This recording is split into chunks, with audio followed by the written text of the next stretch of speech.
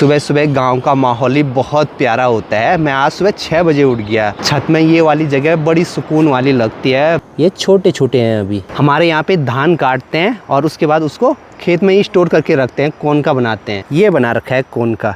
रात भर यहीं पर एक खेत में दादाजी के टाइम पे हम भी दादाजी के साथ यहाँ खेतों में रहते थे, तो रात भर हम लोग भी शोरगुल करते रहते थे।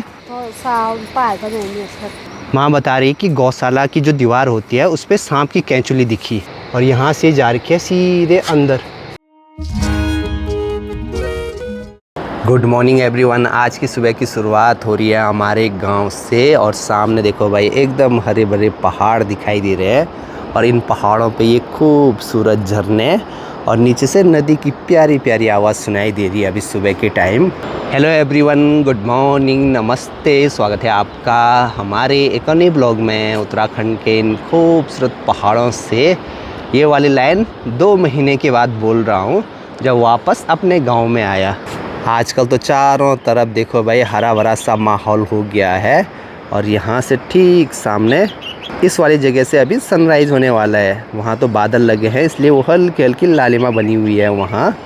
अलका तो अभी सुबह सुबह रोटी बनाने लग गई। सुबह सुबह गांव का माहौल ही बहुत प्यारा होता है। मैं आज सुबह 6 बजे उठ गया। मतलब एक चीज़ रहती है गांव में ना, जल्दी नींद खुली जाती है।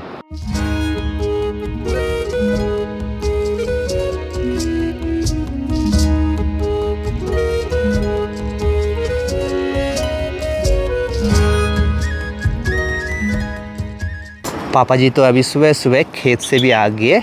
घर वाले तो सुबह सुबह खेतों में चले गए थे क्योंकि हमारे यहाँ पे फसल पककर तैयार हो गई है। हमारे यहाँ पे जो धान की फसल है वो थोड़ा जल्दी पककर तैयार हो जाती है और साथ में अभी सूअरों का डर रहता है कि वो कभी रात को आकर पूरी फसल बर्बाद न कर दें, तो इस बार भी थोड़ा जल्दी काट दी। आजकल धूप भी जल्दी आ जाती है, तो अभी धूप आ गई है ऊपर ऊपर इन पहाड़ों पर। घर के आगे चौक पे अभी हमने ये बड़ा सा तिरपाल बिछा दिया है और जो भी धान अभी खेतों से मंडाई कर कर लेके आए हैं उसको अभी यहाँ पे ये फैलाने के लिए रख दिया। और धान देखो भाई इस बार का कुछ ऐसा है, अभी इसमें ये बहुत सारे ये हरे बीज हैं। खेतों में धान काटने के बाद वहीं पे उसके कोन के बनाए रहते हैं और फिर कुछ दिनों के बाद उसकी मंडाई करते हैं। तो अभी सिर्फ एक कोन के से इतनी धान लेकर आए हैं।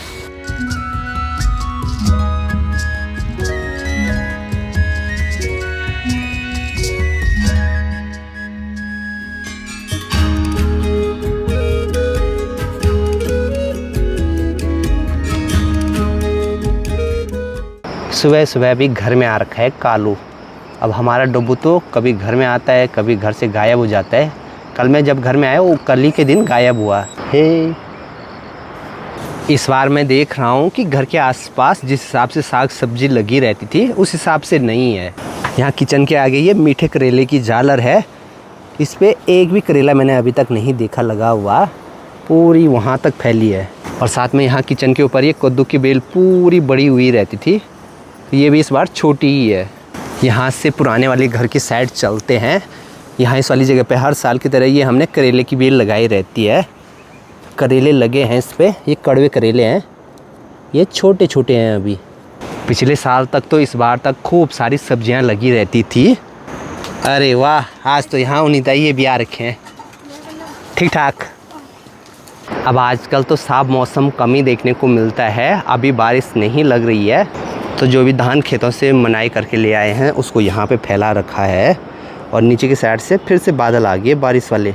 आजकल यहाँ पे बहुत कुछ बदल गया है, चारों तरफ हरियाली बढ़ गई है, पहाड़ों पे खूबसूरत झरने आ गए हैं, नीचे नदी में मटमैला पानी आने लग गया। मटमैला पानी इसलिए आता है क्योंकि बारिश होती है तो पहाड़ों से मिट्टी बह कर आती है तो पानी भी बढ़ जाता है। चलो जी यहाँ चलते हैं ऊपर वालों के यहाँ पे। ठीक तबियत? हाँ ठीक है ना, ठीक है ना ब्याह। अब आज तो मौसम एकदम बढ़िया लग रहा है, एकदम तेज़ धूप लगी है, तो चलो बढ़िया है। जो भी हमने यहाँ चौक पे ये धान सुखाने के लिए डाला हुआ है तो ये भी अच्छे से सूख जाएगा। इस बार धान कितना हुआ? अच्छा, पिछली बार से काफ़ी। पिछली बार ये अभी नहीं हुई हैं। माँ के चेहरे पे खुशी इसलिए दिखाई दे रही है क्योंकि पिछली बार कुछ भी नहीं हुआ था खेतों में, क्योंकि सुअर आया उसने पूरा खेत बर्बाद कर दिया था।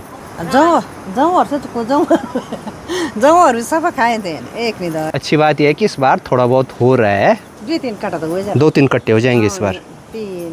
दिन के खाने की तैयारी भी अभी हो गई है और आज दिन के खाने में बन रहा है घेत का साग। घेत की दाल को पहले पानी में भिगोया जाता है, उसके बाद उसको सिलबट्टे में पीसते हैं तो उसका बहुत ही अच्छा साग बनता है।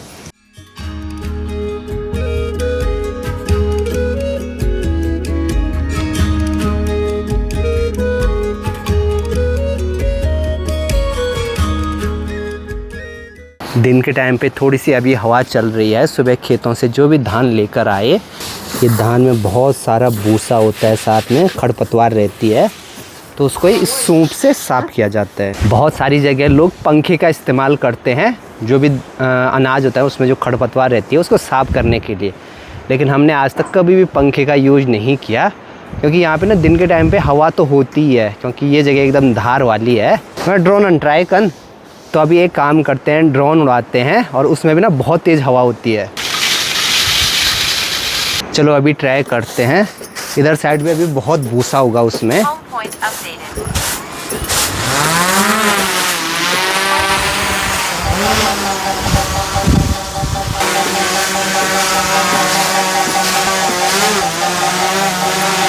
अभी तो ज़्यादातर भूसा माँ इन्होंने साफ कर दिया, तो इसलिए उड़ा नहीं ज़्यादा।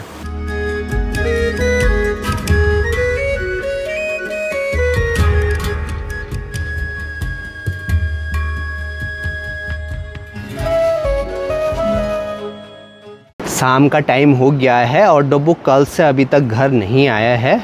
यहाँ से ऊपर कांडा खोला है, तो सुबह के टाइम पे वो वहाँ पे दिखा। उसको एक आदत सी पड़ गई है गांव में इधर उधर जाने की। वैसे मेरा मन तो करता है कि वो बस यहीं घर में रहे, घर से इधर उधर ना जाए। वो इसलिए क्योंकि मुझे वो अच्छा लगता है।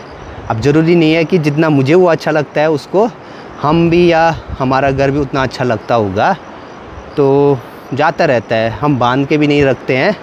जब उसका मन करता है घर में रहता है, नहीं करता है वो घर से गांव में इधर उधर घूमता रहता है। क्या ही बोलें। मुझे लग तो रहा था कि आज शाम तक घर आ जाएगा, पर नहीं आया। यहाँ पे ये माल्टी का पेड़ है और माल्टी के पेड़ पे देखो, माल्टी के फल भी बड़े बड़े होने लग गए, खूब सारे लगे हैं।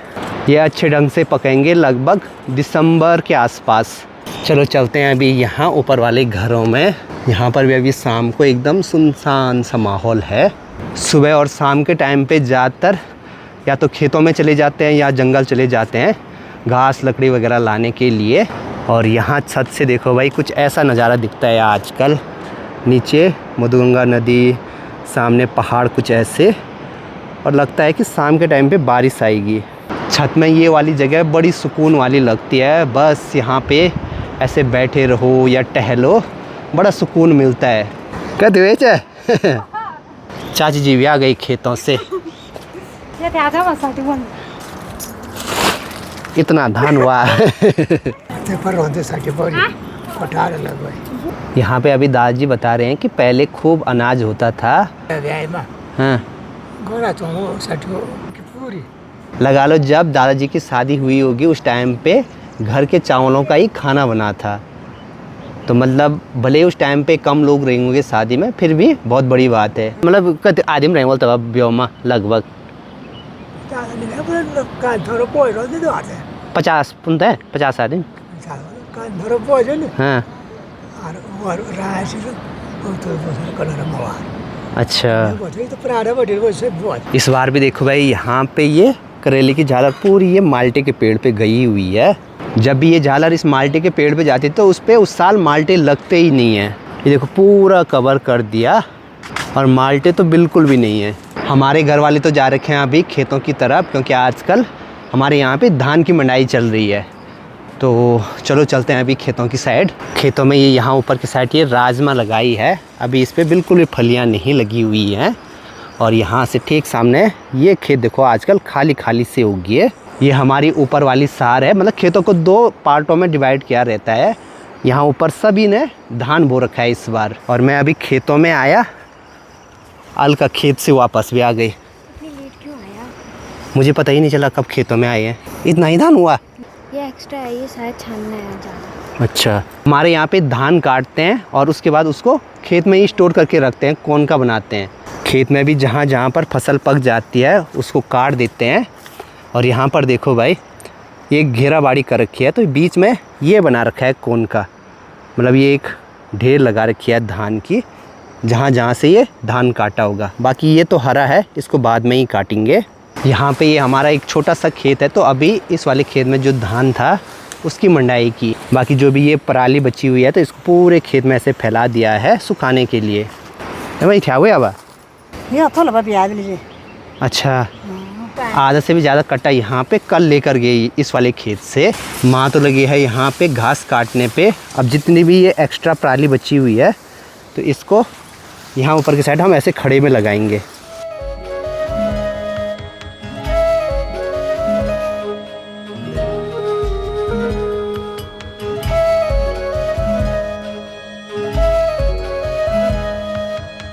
ये पराली जब अच्छे ढंग से सूख जाएगी तो इसको सुराही बनाकर पेड़ों पे लगाते हैं। फिर ये सर्दियों के टाइम पे चारे के काम में आती है। इस वाले खेत का काम तो हो गया है, अब धान है हमारा नीचे उस वाले खेत में। और यहाँ पे पापा जी लगे हैं, जो भी ये कोनका यहाँ पे रखा है इसके चारों तरफ ये बाड़ करने पे, ये ताकि यहाँ पे सुअर ना आए रात को। बच दिया ले मैं बच जाओ पहले का था ना मैंने। अच्छा, देखो तो अब बचाइए, भगवान भरोसे है, करना तो पड़ेगा कुछ ना। कभी कभी ऐसा होता है कि जब फसल काट लेते हैं, ऐसा कौन का बना देते हैं, तो सुअर तब भी आता है और तब खासकर ज़्यादा नुकसान करता है। जो भी यहाँ पे ये रखा हुआ है सब, उसको एक ही साथ खाने को मिल जाता है। दीपावली में जो पटाखे फोड़ते हैं ना, वो फोड़ने हैं अब रात को, फिर उसकी बदबू आएगी जो गंध, फिर तो नहीं आएगा उसके बाद। अच्छी बात ये रही कि इस बार सुअर ज़्यादा नहीं आया, और इसकी भी एक ख़ास वजह है, क्योंकि पापा जी ये रात भर यहीं पे रहे। यहीं पे ये डेरा है यहाँ पे ऊपर। अच्छा, पाला रखा था वहाँ पे, सुविधा पूरी थी, लाइट थी। अच्छा, रात भर यहीं पे रहे खेत में? खेत में हारमोनियम ला रखी थी मेरे यहाँ पे बजाने के लिए रात भर। अच्छा, हाँ, साथ साथ संगीत भी चला। हाँ सुंगर को भी भगाया। पहले पिताजी रहते थे ना, यादें भी ताज़ा हो गई। हाँ ना उनकी याद। दादाजी के टाइम पे हम भी दादाजी के साथ यहाँ खेतों में रहते थे, तो रात भर हम लोग भी शोरगुल करते रहते थे। तो एक ये रीज़न भी है कि इस बार सुअर खेतों में नहीं आया। यहाँ पे खेतों में ये फिनाइल की शीशी भी ला रखी है। तो साल पाए का नहीं सर। अच्छा, कहाँ तो होगा तो। बड़ी दिखे। माँ बता रही कि गौशाला की जो दीवार होती है उस पर सांप की कैंचुली दिखी, तो ये फिनाइल अब वहाँ पे डालना पड़ेगा। 70 अंश में साल। हर साल दिखती है वो कांचुली। सर पर नहीं दिखान कहाँ तो। कांचुली होती है सांप की जो बाहर की स्किन होती है वो, तो माँ बता रही कि वो हमारी गौशाला के आसपास हर साल दिखती है। चलो जी, मैं तो ये धान अभी घर लेकर चलता हूँ। माँ इनको तो अभी यहाँ पे बहुत काम है। गांव की लाइफ एकदम मस्त होती है, अगर इंसान को जीने लायक सारी सुविधाएं मिल जाए गांव में, तो फिर वो खुशी खुशी हर कोई गांव में रह लेगा। फिनाइल लेकर चलता हूँ अभी गौशाला में। वो वाली बोतल तो उस पर थोड़ा सा ही था, फिर से ये नई बोतल है, तो ये लेकर चलते हैं, क्योंकि ज़्यादा डालना पड़ेगा गौशाला के आसपास। हेलो, सारे गाय बैल भैंस सब बाहर पे हैं। इनको भी 2 महीने के बाद देख रहा हूँ, और ऐसा नहीं कि ये मुझे भूले होंगे। इनको तो, इन बैलों को तो हमारे पास लगभग 15-16 साल, इससे भी ज़्यादा हो गया होगा। जब हम छोटे थे तब इनसे हल लगाया करते थे, आज हम इतने बड़े हो गए और अब मुझे लगता है ये बूढ़े हो गए होंगे। चलो इसको यहीं गौशाला में रख देता हूँ। माँ अपने हिसाब से जहाँ पे ज़रूरत होगी वहाँ डाल देगी। ओ दिख गई। ये यहाँ पे देखो भाई, गौशाला की दीवार पे ये सांप के बाहर की खाल है, इसको कैंचुली बोलते हैं, और यहाँ से जा रखी है सीधे अंदर। बाप रे बाप, पता नहीं अंदर कहाँ तक है ये। इसका मतलब ये है, अगर कैंचुली यहाँ पे है तो सांप भी पक्का दीवार के अंदर गया होगा। चलो इसको यहाँ पे रख देते हैं। अभी इस वाली जगह के आसपास है वो, मैं अभी अंदर की साइड से आ रखा हूँ। फिनाइल की बहुत तेज़ गंध होती है, तो शायद उससे सांप भाग जाते हैं। चलो जी, बाय बाय। अब थोड़ी देर में इनको अंदर बांधने का टाइम भी हो जाएगा।